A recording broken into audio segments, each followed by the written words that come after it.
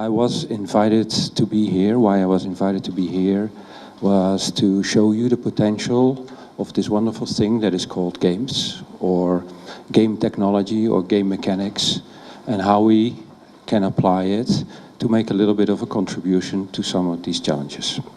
Now, although this is a very, very fascinating topic, it is also not an easy topic. It is full of confusion about what games are, how we can use them, whether they're not only for kids, and how in the world can we use games for making a contribution to security or to learning and education. Isn't that a little bit strange? I mean, these games, they're for entertainment, for leisure. Our kids play them or we play them ourselves. And then, as soon as we play them, we go back to the real world and do our real, serious, professional stuff. Yeah, that is how we're taught and educated to think. Now, this frame of games as only for leisure and for entertainment has totally been shattered.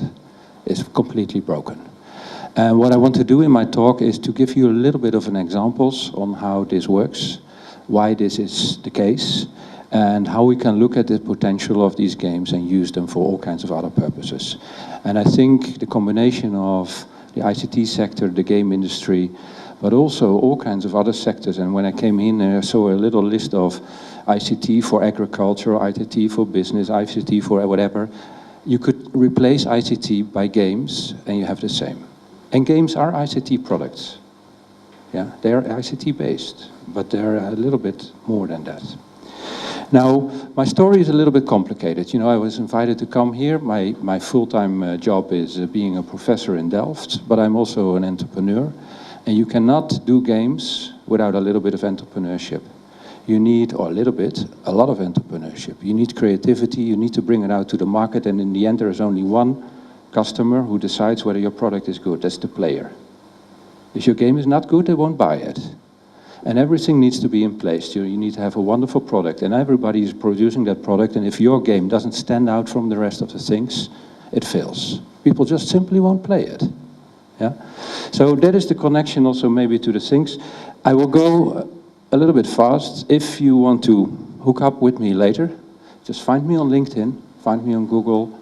If you are interested in reading up the story in English again, because it's not a simple story what I'm going to tell, then go on ResearchGate or one of the other wonderful online media and try to find some publications and just scan them. I mean, you're not academics, we won't give you an exam about it, but maybe you want to look up a few things, yeah? So that is the professor in me. This will also be a little bit, the story that I'm going to do is actually a little bit in two parts. So bear with me a little bit for the more complicated intellectual philosophical stuff. It does make a point and it will get somewhere. And I will show you later a lot of illustrations that I think will sort of get your mind thinking. Yeah? Okay. Oops. I'm not a computer guy.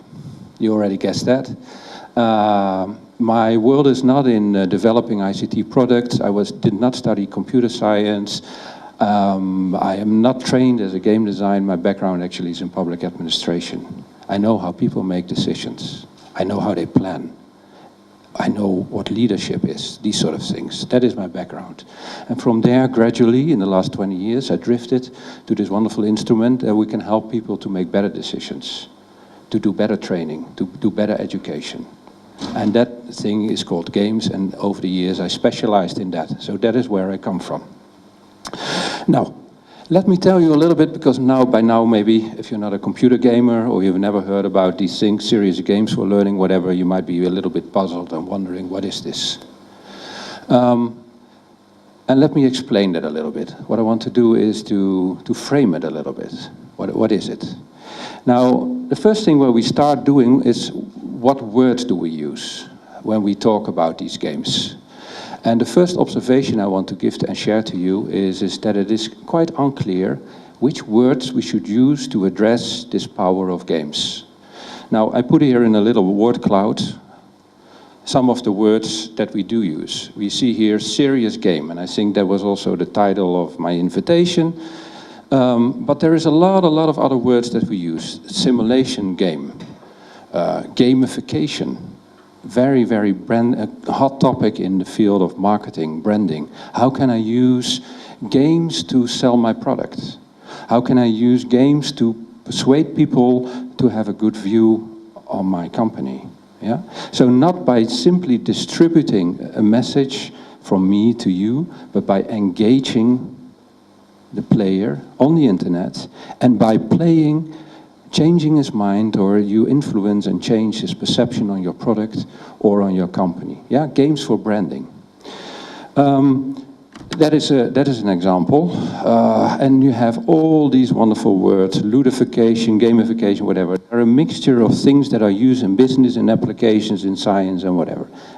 Now, when this is the case, we usually get confused. What are we developing here? It's not an ICT product, it's not a software thing. It is something that we address by many, many different names. Now, this is a little bit of a life cycle curve. I guess you know it from all kinds of other presentations and things. Now my question on you is, if you think, I don't know if you have a point of reference on games for other applications, where on this life cycle curve do you think this product is? Is it here at the beginning, where we think it's just starting up, it's just somewhere in the lab, we're just creating it, and maybe it will have great potential? Is it here, where we say it's already been used so much, and maybe we need to lower our expectations a little bit, a lot of these things don't work? Is it here, where we say, like, actually that's the case, where we think, like, disappointed? Or are we slowly reaching a level of productivity here? Where do you think? Where is it? And where is it in Armenia? Where is it in the Netherlands? Where is it in the United States, or whatever? It can be different. Huh? Just give me a little bit of feedback. Where is it? Here? Between the peak and the beginning. So it's going down. There. It's moving up. So we got the first things, we know it a little bit, and it's getting to the peak of inflated. And maybe even I'm a representative of this going up in Armenia. Yeah? Okay. Other opinions? Matthijs, what do you think? Where is it? Where is it?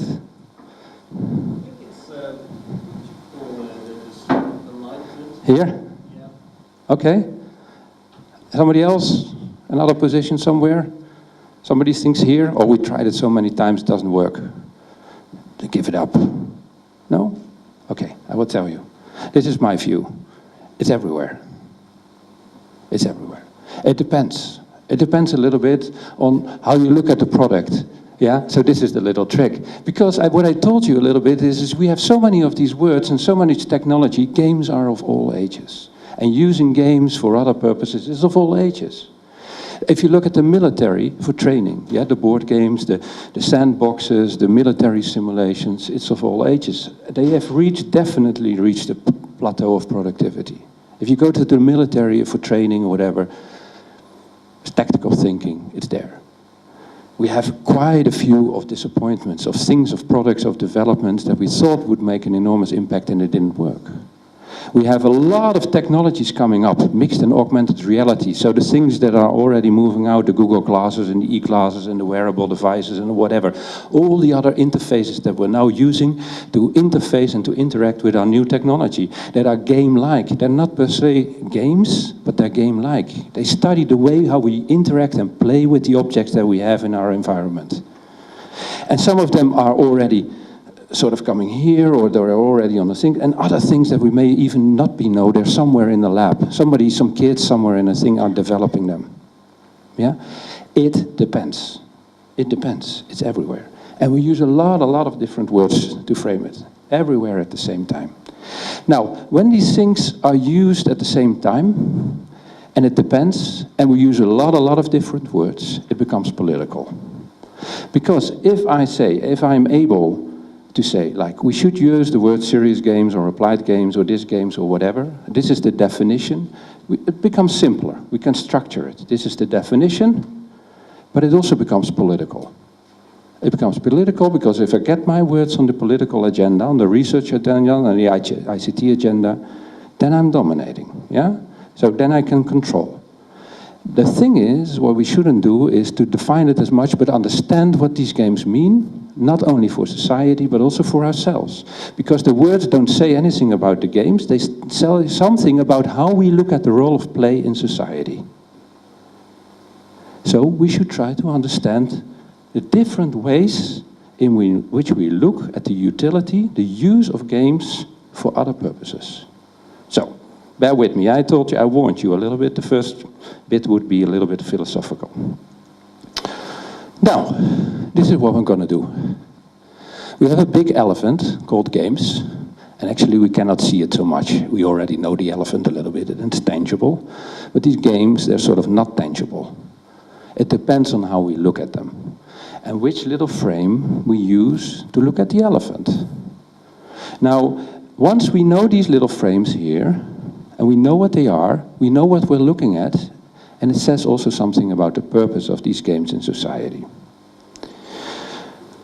Okay, so, there is not one definition of a serious game, there is not one word that we should use, there is multiple ways to look at the same reality, and if we understand that, it says something about us, and about the usefulness of games. So, there is not one, there is many. Now, what I need to do is to get you a little bit of the structure to see how we can use in Armenia or in the Netherlands or whatever, the power of these game mechanics and games for certain purposes. Because if we mix it all up, we get confused. Now, this is the last philosophical bit, and then it becomes concrete. Yeah? Okay. Now, let us see if we can create a little ordering of the different ways in which we can use serious games. Now, I made a little ordering like this. First one. How do we look at the world? How do we look at the world? If I say this is a table, or a chair, or a beamer, is that an object that we can measure? Is it a thing that I can move around and throw? Is it a fixed thing that I can design the specifications of? Or am I saying, like, it depends a little bit on me, where I am, who I am, what my background is, that I arrived at 5 o'clock in the morning, flying from Brussels, that I may be a little bit tired, that I'm standing here in the light, that the light distracts me, etc. So it is my perception and my ideas in my head that color how I perceive it. Yeah? That also goes for you, because you have different perceptions. Yeah? So, is it the real thing, or is it the idea that influences the world? Second one, if I want to change the world, if I want to make an impact, if I want to change, create more leadership, if I want to change, improve education, if I want to cure people, how do I bring about this change? Do I bring about this change from the start point, or the assumption that we as managers or organizations or persons have the ability to physically change it? I decide and I change. I decide and I change. My organization needs to improve. I implement this and this and this, and my organization has changed, or it has improved, or I get better performance. That's one way of looking at the world. The second way of looking at the world is, yes, by my influence personally on how this world works, how my organization works, is fairly limited. It's a living thing. I can only make a very, very, very small contribution on changing it, and for the rest I'm part of this big evolutionary process of change, and I can only try to steer and adapt it a little bit. Remember these frames, yeah? Because they're essential. I think, now I'm putting the games in, but I can put in other interventions, also other ICT interventions. Is it a tool, or is it something else? Okay, here's where the fun thing starts. I think by now you're waiting for it. So, what I want to do is to position 4 different types of ways in which we can use games and game mechanics in order to impact society, to make a contribution to something better. Better decision making, better health, better planning, better leadership, better education. Yeah? Okay, let's go here. The first quadrant. That is the quadrant, the frame, the little frame where we look at the elephant and say, the world is like it is. The table is the table, the organization is the organization, my health is my health. And if something is wrong, I repair it, I cure it. Yeah? Which means that by any intervention I use, whether it's an ICT thing, another intervention, a social program, a game, I come in with my tool, my hammer, and I repair the world. Now, let me give you an example. Yeah? And I will run the video later, but let me tell you a little bit about it. What I want you to do, as far as possible, but might be a problem with the translation, listen to the words they use. I will run a little video about a game made in the Belgiums and the Netherlands about therapy for ADHD. So these are the people, or the children especially, with a disorder. They become overactive, hyperactive. That usually is a problem for educators, for parents, yeah? And they need to take some medicine maybe to calm them down a little bit. That needs to become under control. Now, I don't know about Armenia, but in Europe, Western Europe, that is an issue. Yeah? But trust me, it's an issue. Increasing number of children are diagnosed like this. Now the question is, how do I intervene? So this is perceived as a problem. Now, how do I intervene to repair that problem? And listen to the words that the woman is using. Yeah? Okay. There's subtitle. Aandachtstekort en hyperactiviteit. Het komt zowel voor bij kinderen als bij jongvolwassenen en volwassenen. Het is dus een lifetime probleem. Bij kinderen rekenen we ongeveer op een 7% van de kinderen die de stoornis heeft en volwassenen tot. So now she is explaining what this ADHD is. And they developed a computer game for it.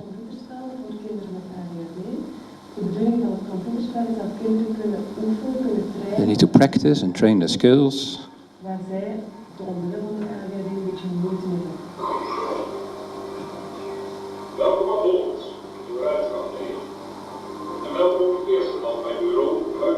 So this is a little impression on how the game is played. Not so really relevant, but...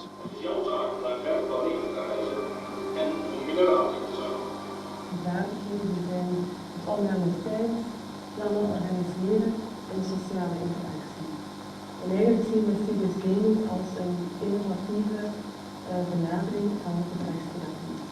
We hebben daarmee een gebruikerstest gedaan bij kinderen om te kijken of kinderen het leuk vonden. En dat was ook, we hebben het een heel tof staan. We hebben ook een pilootstudie gedaan om te kijken of we effecten op het gedrag kunnen meten. Ook daar positief. En dus nu zijn we klaar voor een grotere studie, wat wij noemen een gecontroleerde, gerandomiseerde kliniek. Okay, I will shut it up. Shut it up. Okay, this is enough for words. This is, if you can look it up if you want to see more, and there is hundreds of these games more. Yeah? So this is a genre. This is a type of games. This is only one from the genre. Now, you give me some feedback. Which words strike you in the way she talked about the games? Just give me one or two or three. He's still there? The whole text, the whole subtitles, just the talking and which words were in the video. That you think, oh. Innovative treatment, yes.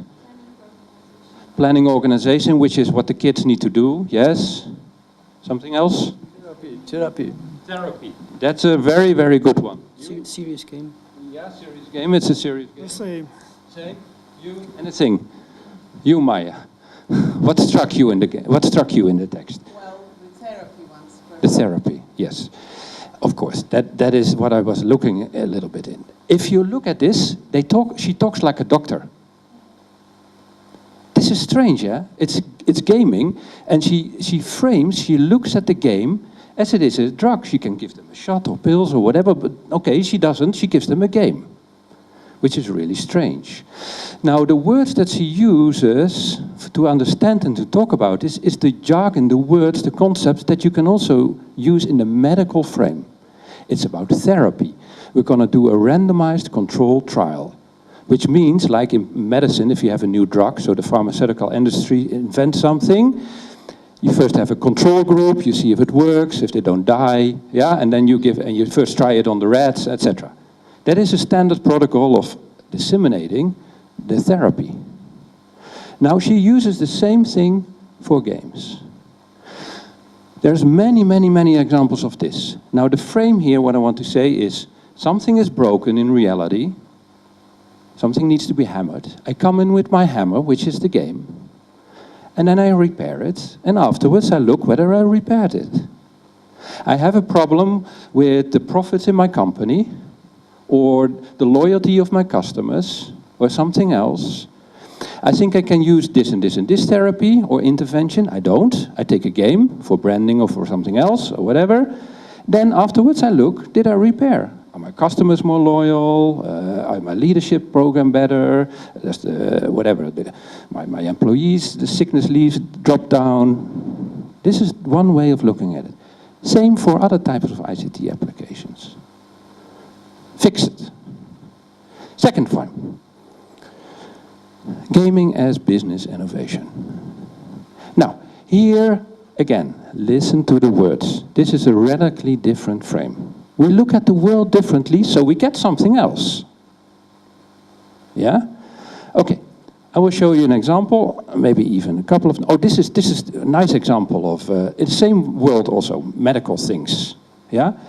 Now here, it is not so much about repairing something, it is about the opportunities. The world is full of challenges. We need to move to the future. Don't look back on what is wrong with my kids now or my organization. No, we're moving into the slipstream of innovation, transformation. If we don't do it, we drop out of the race. We have to do it because this is just the normal things of things. If we don't innovate surgical operations with medical technology like this, we lose. Our hospital becomes low-ranked or whatever.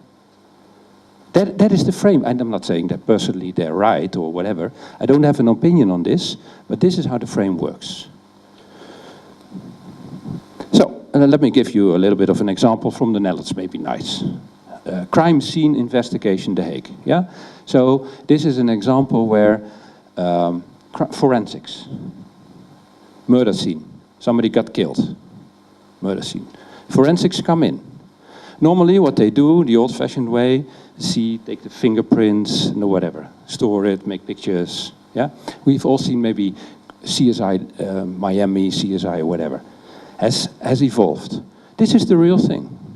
Innovation. Innovation by using technology to innovate, using game technology to innovate practices, operations. Ford of Europe is working to develop a complete virtual factory, which will allow engineers to computer simulate end-to-end assembly line production of future vehicles. But virtual reality is not new to Ford Motor Company. In fact, 2012 marks 15 years since Ford became the first car maker to use computer simulations to plan vehicle assembly at facilities worldwide. The simulations used in 1997 helped develop and assess assembly procedures. But today's simulations go much further, enabling Ford's economic experts to evaluate the demands on real-world operators and uncover 80% of assembly process ergonomics issues at the simulation stage. Virtual employee Jack can simulate the actions of male and female assembly line employees to test processes in fine detail. Ford's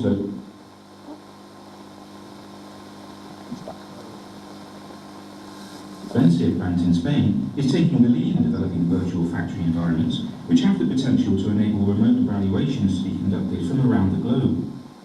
Special projectors and polarizing motion sensing glasses are used to create interactive 3D virtual reality manufacturing scenarios. Today you are in the manufacturing plant, assembly plant, Alumsafes, Valencia, and what you are seeing is the virtual reality equipment. This is an equipment traditionally used in the design studio, and we saw the possibility to use this equipment in the manufacturing environment. By doing that, we are able to reduce very much the development time. It enables to take many people, operators, through the training and to see in first person the possibilities of the new designs. And if something is wrong, Okay, again, you can look it up if you want to see further. The words. Optimization, yes. simulation, virtual reality, which you can argue, is that still gaming? But they go to gaming conferences. They present themselves as gaming. Virtual reality, augmented reality. Other things? Trainings? Yes, yes. This one is full of, let's go into the future. Opportunities. If Ford, I'm thinking for them, I'm not per se arguing or agreeing. If Ford doesn't virtualize its production process, they become less efficient, they are not ready for the future, yeah? So they need to do this. The same with the crime scene things. If we don't do this, then, you know, the cost will be too high, the whatever, we won't find the murderer who did it. This is not about, they don't really per se have a problem. It's not about our employees are sick and we need to get them back to work. No, they can go ahead as they did. The only thing is that in the competitive race of nations, they will probably drop out somewhere. Yeah? Okay. So, we now have seen two frames, So already looking at the elephant from two perspectives. And they're different. If you mix them up, you get a conflict, you get confused. Gaming. Here we go into the area where we say, we can still change the world, we can improve the world, we can have an impact, we can make the world a little bit better, but it's all about ideas. We need to change the ideas and the perceptions of people. We need to change their heads by making them more aware, by persuading them to believe something, to believe in my product, to believe in my company, to believe in my political ideas. This is different than having children taking a drug, This is not a drug, this is a way of influencing the world. Now, there is thousands of games on the internet in this quadrant. Thousands. Some are really, or maybe even millions. Some are really small. There are 2 or 3 16-year-old boys that have an idea, a political idea, or something else, and they make a game. And suddenly it become a hit, and it's discussed everywhere on social media. Yeah? This is a more structured approach. This is actually where somebody also says you could argue maybe that this can be looked at from 2 frames. This is Poverty is Not a Game. It's, again, a Dutch-Flemish product where they say, let's make children aware what it is to be poor. Because in general, they don't know. Their empathy for people, maybe children in their class that are sort of less well-to-do, that are maybe a little bit, disadvantaged or something like that. Let's make them aware that it's not so easy to be poor. It's not something that is in the formal curriculum of the school. So one of the learning objectives in the school is we will make children aware that it is not good to be poor or something. That is not the case. We will teach them mathematics, and we teach them English, and we teach them this and that. That is in the formal objectives. But the school provides a context where we want to give also certain values to our children. Yeah? Okay, I will just show you a very short impression. Or maybe I'll just skip it, you can see it on the internet. Fat World, another example. Again, this is an American product. It is not about, okay, let's make you healthy, eat less. Because we know people have a problem with eating too much, and in general in the world population, they get too obese. This is a game about showing the world, telling the world what the system is on why, for instance, in certain Western areas, we simply eat too much or we eat the wrong things. And there is a political, economic, social structure behind it that causes people to show this behavior. And it criticizes it. It wants to show it. It wants to demonstrate it. So it is not about curing, it is about telling. There is hundreds of these games. This one is a big one, released by the European Union. So the European Financial Bank, Economia. Here the story basically is, it's already, we're sort of leaving the financial crisis now in Europe, so almost past, we think, we hope. Here, this game is from some time ago where the European Financial Bank said, okay, if you think it's so easy, try it yourself. You know, it's bloody hard to solve the financial crisis. Yeah? So if you think you can do better, see where it comes from and see if you can do it better. That is the hidden message behind this game. It's a political, persuading thing. It's a rhetorical thing. Some small things like about WikiLeaks or the Snowden affairs or whatever, yeah? Or to say like women trafficking is really a nasty thing. Let's change it. Let's do something about it. Now, etc., etc., etc. So this is the political, persuasive, influential thing. Last one. Last one. Gaming is self-organization. Here the argument again is different. Look at the quadrants where we are. We're looking at the big picture of things. We're in a global system, an Earth system. Climate is changing. Energy networks are increasingly connected. We work with smart grids, things, financial systems, things that we hardly can understand anymore. It's beyond our comprehension. We're managing from day to day to day to day, but everyone is doing his own little bit and nobody is really in control. Now, these complex systems, they evolve. It's the oceans, it's the energy things. And still, we have a responsibility to understand them and to manage them a little bit. And we have a responsibility also to involve people, stakeholders, participants, and whatever, political actors, managers, to connect to that system to make sure that they work properly. Now, there are several ways. The variety in this quadrant is big in games. One of the examples here is games for science. Games for science. That is a very, very interesting development. Very hot in the United States. Games for science is, the basic assumption here is that in this world of complexity, with big data, big numbers, nobody understands anymore what's happening. And we can put our computers, supercomputers at work, but they cannot handle it. Now, if we mobilize a crowd, if we mobilize collective intelligence, if we ask people to participate and to join, then maybe we can understand and manage some of these problems. So this is very much in the area of crowdsourcing, collective intelligence, big data, complex systems. Yeah?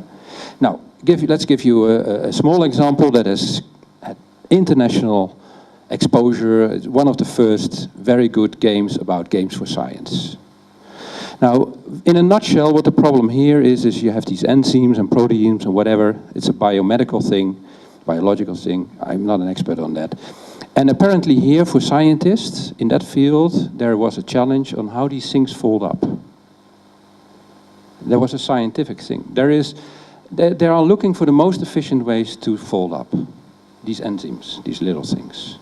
Now they've put computer games, or computers at work, supercomputers at work, to find in the many, many, many billions of ways and how these things can fold up, the most efficient way. How do these things do that? And the supercomputers were not able to do that. So a group in an American university said, let's put the gamers at work. They are good at visual things. They can look at it and maybe they can help where the supercomputers fail. I will show you a guy, he's American, he's funny or not, but he explains a little bit and I want to just show you a little bit on how he tells it. Again, listen to the words. You do not have to be a scientist to be better at science than a computer whose job it is to do science.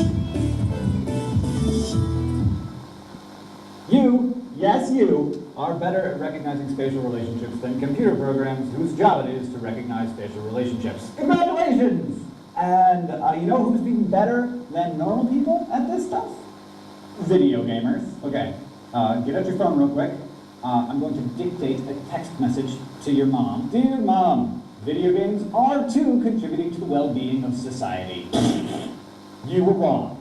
Your adoring child, and then you can put your name. Because gamers are actually using their mad Super Mario Brothers Wii skills to recognize patterns in nature and to crack the codes of microscopic matter. Case in point, there's this organization called Foldit that puts gamers to work figuring out... You can look it up fold up later. Their most stable and most useful states. So you've probably heard of proteins, but usually in a dietary context, it's just like one of the things that we eat in the form of soy or cow, depending on your preference. But proteins are basically the stuff that makes us work. Proteins do tons of different jobs. They will, for example, help me digest this Hot Pocket. Also, the proteins, they'll digest the proteins in this Hot Pocket. It's just meta. You might be noticing that I actually build in lunch to my scripts. So some proteins help break down this Hot Pocket that I'm eating. For the most part, it's those amino acids that define what their shape is going to be. So this is how they fold and whatever. Yeah, this is a technical thing, and they ask gamers to do this for them. Mysterious shapes. They fold up for stability, but the way that they fold defines how they operate and what they do. And it's really I'm looking for sort of so we spend an impression on how the game works. This is how the game works. You have to have a structure before you can know how it works. In the video game, gamers play competitively to see who can fold. So it's competitively trying to do things. And they're kicking ass at it. So for instance, there's Okay, this I will stop it here. that scientists have been trying to figure out the structure of for about a decade. Now, what is interesting here is that, and that this is a little bit of a game technical term, is that they're using certain game mechanics, principles behind the game, to engage people, to motivate them people, to get them to do this hard work. You know, if you would say, we will pay you 10 hours or 10 euro or whatever, 1,000 ram or etc., then it would be work. You pay them, you contract them, try to solve this for me. Here they're doing it voluntarily because it's a game. So they get something, but it's not money, they get fun. They get engagement, they get status. It's ranked, it's competitive, you can be the first one to solve it or whatever. So they're using mechanics that are in game, and that is the reason why so many people that are addicted to game, I see one of the younger generation here, but maybe you also, is why games are so addicting. That is why we want to play them. They give back something to us. And you can use that to engage people. If you use that in an educational system, you get your teachers or your pupils more engaged. Yeah? Okay, I'm gonna shut up a little bit here, or shut off actually. This is another example for mapping the brain. Maybe one other thing, because I developed it. As a bonus, a little bonus, which is in this area. We also do a lot of stuff, the gaming industry, the serious gaming industry, or applied gaming industry. But now you know that it comes under 100 different words. It's booming. It's not only in the Netherlands, it's in Europe, it's in the United States, it's in Asia. I just came back from Korea where they have a good game show. There is thousands of people there playing good games. Games that are good for you. They don't get you too addicted. Yeah, they do get you addicted, but for something better than only shooting people up. That's the point. That is the point. Now, this is also about complex systems, but in a little more in a political sense. It is also about engaging people and understanding how, for instance, Earth systems, climates, oceans, whatever, evolve over a longer period of time. So this is not science, but this is the planning aspect, the political aspect. Now here it is about the ocean. The ocean is a complex system. We have one ocean. It's going everywhere. And if you do something here, it has an effect there. And the oceans are deteriorating. If you look at small ocean parts in the North Sea and the whatever, they're under constant pressure. We don't have any space anymore. We want to do all these things, wind farms, oil drilling, fishing, shipping, whatever. How do we manage that? Taking into account that the decisions that we take now have long-term consequences. Your children, my children, our grandchildren. If we destroy it now, we cannot repair.